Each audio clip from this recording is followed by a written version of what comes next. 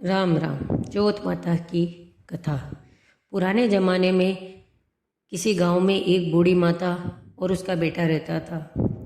बेटा गांव की गायें चराकर उधर पूर्ति करता था।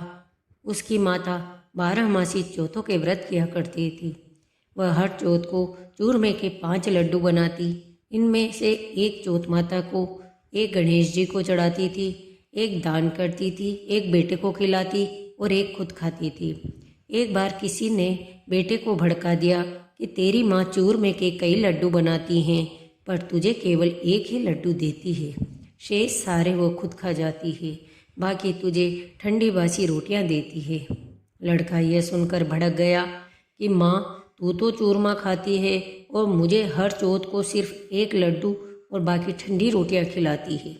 ठंडी बासी रोटी खाकर मुझसे गाय नहीं चराई जाती, इसलिए तू तो यह व्रत करना छोड़ दे। माँ ने कहा, बेटा, मैं तो चौथ का व्रत तेरी ही सुख शांति के लिए करती हूँ। मैं चौथ का माता का व्रत नहीं छोड़ सकती। इस पर बेटा विदेश जाने लगा तो माँ बोली, बेटा, यदि तू विदेश ही जा रहा है तो ये चौथ माता के आंखें ले जा और इन्हें अपने साथ रखना। तेरे पर कोई संकट आ जावे तो चौथ माता का नाम लेकर इन्हें पूर देना, संकट टल जाएगा। लड़का उन आँखों को लेकर विदेश चला गया। रास्ते में एक बड़ी नदी आड़ी आई।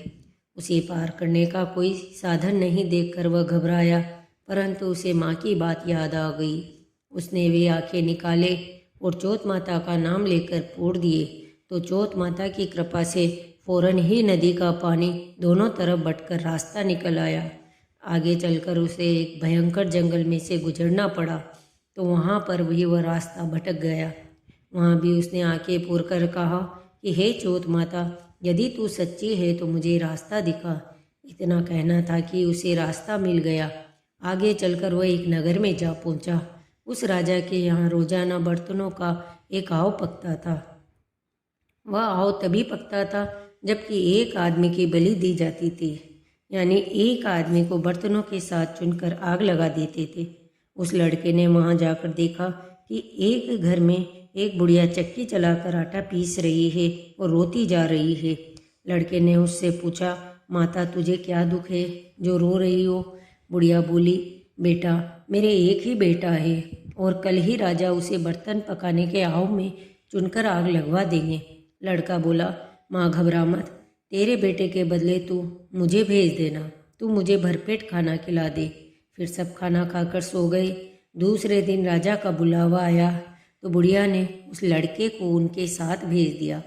राजा के नौकर वहाँ ले जाकर उसे आव में चुनने लगे तो वह आंखें पूर कर और जल का कलश लेकर बैठ गया और बोला कि हे माँ चौथ माता, तू सच्ची है तो मुझे इस संकट से बचा देना। आव चुनकर आग लगा दी। महीने भर में पकने वाला आव एक ही दिन में पक गया तो राजा को बड़ा ही आश्चर्य हुआ। वह खुद देखने आया। राजा के नौकर आव के कलशों को उतारने लगे तो अंदर से आवाज़ आई कि भाई, बर्तन धीरे धीरे उतारो, अंदर मैं हूँ। अब अचरज में पड़कर सब पूछने लगे कि भाई तू कौन है? तो उसने कहा कि मैं वही आदमी हूँ जिसे तुमने आव में चुन दिया था। राजा ने पूछा कि तुम बच कैसे गए? तो उसने कहा, मेरी माता चौथ माता का व्रत करती है, उसी ने मुझे बचाया है। तब राजा ने 2 घोड़े मंगवाए, एक पर खुद बैठा, दूसरे पर उसके लड़के को बिठाया। उसके हाथ पैरों में जंजीर बांधकर कहा, यदि यह तेरी जंजीर खुलकर मेरे हाथ पैरों में आ जाए तो मैं तेरी चौथ माता को सच्ची मानूंगा। लड़के ने फिर आंखें पूर कर कहा कि हे चौथ माता, तू ही रक्षा कर। इतना कहना था कि जंजीरें खुलकर राजा के हाथ पैरों में जा गिरी। राजा ने कहा, भाई, तेरी चौथ माता बहुत सच्ची है। राजा ने अपनी कन्या का विवाह उससे कर दिया और बहुत धन माल देकर विदा किया। अब वे दोनों वर वधू अपने गांव के पास पहुँचे तो लोगों ने जाकर बुढ़िया को खुशखबरी दी कि तेरे बेटे बहू आ रहे हैं। तो वह बोली, भाई, मेरे भाग्य में बेटे बहू कहाँ हैं? वह ऐसा कह रही थी कि तभी ये दोनों बेटा बहू आकर उसके पैरों में पड़ गए।